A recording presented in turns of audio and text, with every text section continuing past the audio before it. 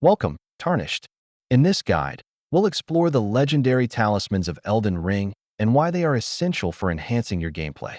Legendary talismans are powerful artifacts that can enhance your abilities, making them a crucial part of your build. Let's go through each one in detail. To obtain Radagon's Scar Seal, head to the Caelid region. You'll need to defeat a specific boss to claim this potent talisman. Next, let's focus on Greatjar's arsenal. Follow these steps carefully to secure this legendary item. The Dragon Crest Great Shield Talisman is guarded fiercely. Prepare for a tough battle to secure this treasure.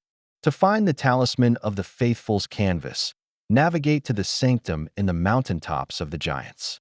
Here are some useful tips to help you secure the Necklace of the Axe quickly and efficiently. The Claw of the Bayou can be elusive. Pay attention to these specific areas for clues leading to its location. Farming legendary talismans can be challenging. Here are some best practices to maximize your chances of success.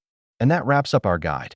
Equip these legendary talismans to truly maximize your build and unleash your potential.